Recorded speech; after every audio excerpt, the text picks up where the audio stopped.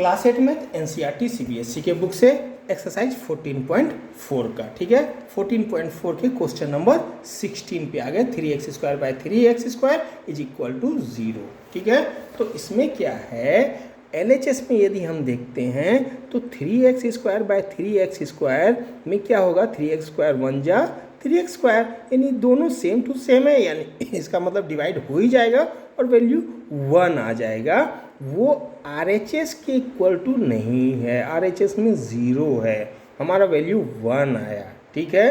तो एक्चुअल में ये मिस्टेक क्या किया, इसमें हमको फाइंड आउट करना है ईरर को। ईरर कहाँ हुआ है, तो ईरर क्या हुआ है एक्चुअल में कि जब ये दोनों आपस में कैंसिल हुआ तो कुछ बचना नहीं चाहिए, कुछ बचा नहीं, ठीक है। हम क्या सोचेंगे, कुछ बचा नहीं, लेकिन होता क्या है कि 1 हमेशा मल्टीप्लाई में रहता है और 1 हमेशा रह ही जाता है, वो कभी डिवाइड नहीं हो सकता, ठीक है। कभी वो डिवाइड नहीं हो सकता क्योंकि जितना भी डिवाइड करेंगे बचेगा वो 1 हमेशा बचा हुआ ही रह जाएगा। इसीलिए इसका वैल्यू क्या होगा, 1 तो आ ही जाएगा। तो दोनों साइड में 1, ऊपर और नीचे दोनों साइड में 1 आ गया, यानी वैल्यू कुल मिला के 1 तो हो ही जाएगा। 0 नहीं होगा क्योंकि 0 होने से क्या होगा कि पूरा का पूरा वैल्यू 0 कर देगा। कभी भी आपस में हम करते हैं तो जैसे कि बोलते हैं 3 1 जा 3, 3 2 जा 6, तो यदि 3 बाई 3 है तो क्या करेंगे, 3 1 जा 3, 3 1 जा 3, 1 हमेशा रहेगा ही रहेगा। जब 3 को 3 से डिवाइड करेंगे तो 1 हमेशा, मतलब सबके साथ में 1 तो रहता है। 3 3 के साथ कैंसिल हो गया तो कुछ नहीं बचा, ऐसा नहीं होता है, ठीक है, 0 बचता है, ठीक है। तो यहाँ पे 0 बचा हुआ, 1 तो बचता ही है, ठीक है, 0 कभी नहीं होता है, तो 1 तो बचेगा ही बचेगा, तो वो RHS के इक्वल टू नहीं है। तो हम थोड़ा सा इसको लिख देते हैं किस तरह से, by comparing LHS with RHS। LHS को, ये जो LHS पार्ट है इसको यदि RHS से हम कंपेयर करते हैं, क्योंकि LHS पार्ट में हमने देखा 1 आया था, तो कंपेयर करते हैं, we find there should be 1 in place of 0, ठीक है। क्या होना चाहिए, 1 होना चाहिए, 0 के प्लेस में क्या होना चाहिए, यहाँ पे 1 होना चाहिए, ये वाला 1 यहाँ पे होना चाहिए, because 1 is the factor of any expression, ठीक है। किसी भी एक्सप्रेशन का फैक्टर जो है 1 होता ही है, बट 0 इज नॉट, लेकिन 0 नहीं होता है, ठीक है। तो 1 हमेशा ही होता ही है। Therefore after division of equal factor को डिवीजन करने पे हमको क्या मिलेगा, value 1 will be left. 1 value जो है वो हमेशा ही बचेगा। कोई भी डिवीजन कीजिए, कम से कम 1 वैल्यू तो हमेशा रहेगा ही रहेगा, उसके साथ में 5 रहे, 3 रहे, 5x रहे, कुछ भी रहे, लेकिन 1 तो हमेशा रहेगा ही रहेगा। तो क्या बोलेंगे कि वैल्यू 1 विल बी लेफ्ट, हमेशा बचता ही है। So the given statement is incorrect. आ गया समझ में, the correct statement will be 3x² by 3x² equal to 1। आ गया समझ में, तो यही है क्वेश्चन नंबर 16, ठीक है।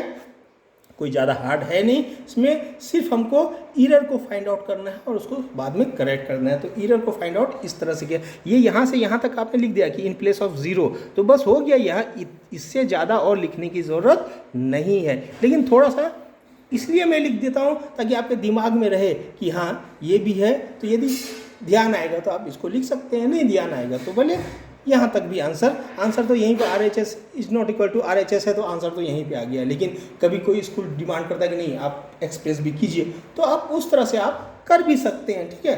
तो बता दिया मैं ज़्यादा विस्तार के साथ में, जितना आपको सही लगे उतना ज़्यादा आप अपने में ध्यान रखिए, ठीक है। अब क्वेश्चन नंबर 17 क्या है, 3x² plus 1 by 3x² equal to 1 plus 1 equal to 2, ठीक है। इसमें LHS में देखते हैं तो 3x² plus 1 by 3x²।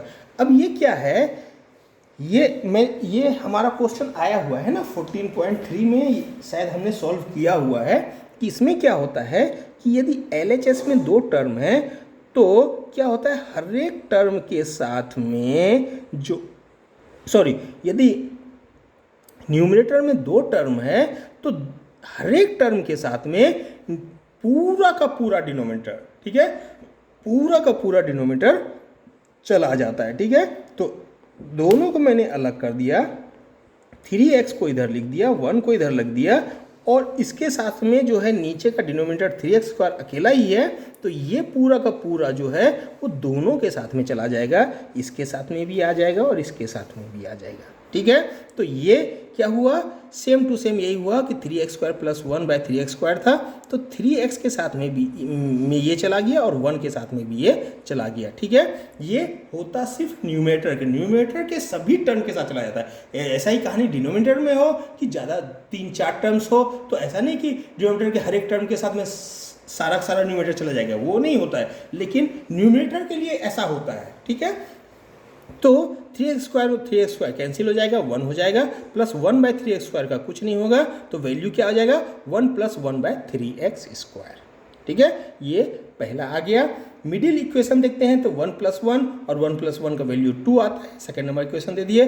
RHS में चूंकि R2 है तो 2 को हमने सीधा का सीधा लिख दिया, ठीक है, ठीक है। अब हम क्या देखते हैं, इक्वेशन 2 और 3 को कंपेयर कर लीजिए। ये तो 2 आया, ये भी 2 आया, इसमें तो ज़्यादा कुछ है नहीं। तो by comparing equation 2 with equation 3, middle equation is equal to RHS। यहाँ तो कुछ है ही नहीं, ये दोनों बराबर है क्योंकि वो उसी को सॉल्व किया हुआ है। यदि आप चाहें तो इसको पूरा का पूरा RHS भी ले सकते हैं, कोई बहुत बड़ी बात नहीं है, ठीक है। लेकिन मैंने इसको अलग से लिया है, अलग से दिखाया है, तो वो कर सकते हैं, ठीक है।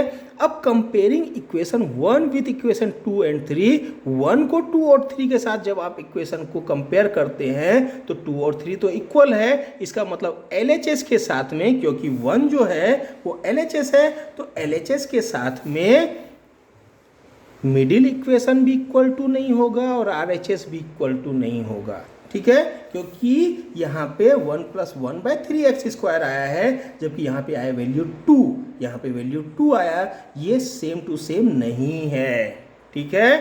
तो फिर क्या लिखेंगे, here 1 term 3x² of 2 term expression can not be divided by any denominator, ठीक है।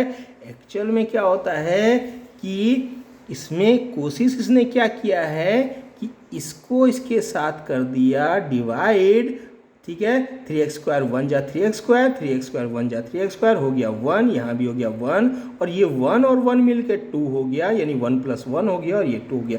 किया करने का कोशिश ऐसा किया है, लेकिन ये संभव है ही नहीं, ठीक है। क्यों नहीं संभव है, क्योंकि कभी भी पूरे के पूरे फैक्टर का फैक्टर के साथ में मल्टीप्लाई या डिवाइड होता है, ठीक है। मतलब डिवाइड होता है, जब भी आप डिवाइड करना चाहेंगे तो मल्टीप्लाई के लिए तो चलिए अलग अलग रूल है, लेकिन जब भी डिवाइड होगा तो पूरे के पूरे फैक्टर का पूरे के पूरे नीचे वाले फैक्टर के साथ होगा, ठीक है। तो ये तो पूरा अपने में पूरा का पूरा फैक्टर है, क्योंकि इसकी यहाँ कहीं प्लस माइनस है ही नहीं, तो समझिए पूरा का पूरा अपने में फैक्टर है, ठीक है। भले इसका 3 भी एक फैक्टर है, x² फैक्टर है, लेकिन सबको मिला के बोला जाए तो चलो ये फैक्टर है, ठीक है। लेकिन इसमें ये एक टर्म है और इसमें एक टर्म है, यदि पूरा फैक्टर बोला जाए तो ये पूरा का पूरा फैक्टर, यदि इसमें ब्रैकेट लगा देंगे तो ये पूरा पूरा यानी कुल मिला के पूरे के पूरे को यदि बोला जाए तो एक फैक्टर, क्योंकि ये क्या होता है 1 के साथ फैक्टर में होता है, ठीक है। तो ये नीचे वाले को पूरे के पूरे को ऊपर वाले के साथ, यानी 3x² + 1 यदि होता तो ये दोनों आपस में कैंसिल हो जाता, तब उस तरह से वैल्यू आ सकता था। लेकिन ये 3x² इस 3x² के साथ कभी भी डिवाइड नहीं हो सकता, क्योंकि ये टर्म है, इस पूरे फैक्टर का सिर्फ एक टर्म है और सिर्फ एक टर्म के साथ में डिवाइड नहीं होता है, ठीक है। तो here 1 term 3x² of 2 term expression, ठीक है। 2 टर्म एक्सप्रेशन का जो एक टर्म 1 टर्म 3x² है, वही लिखा है 1 term 3x² of 2 term expression जो है can not be divided by any denominator, वो किसी भी डिनोमिनेटर के साथ डिवाइड नहीं किया जाता। सिर्फ एक ही टर्म जो है 2 टर्म एक्सप्रेशन का, एक ही टर्म या कितने भी टर्म एक्सप्रेशन हो, उसका एक ही टर्म जो है डिनोमिनेटर के साथ कभी भी डिवाइड नहीं हो सकता है, यही लिखा हुआ है। देयरफॉर स्टेटमेंट जो है इनकरेक्ट है। करेक्ट स्टेटमेंट क्या हो जाएगा, 3x² + 1/3x² is equal to जो हमने सॉल्व किया था, सेम टू सेम यही सॉल्व करके आप रख दीजिए, ये आपका आंसर आ गया, ठीक है। आगे आप लोगों को समझ में आ गया होगा।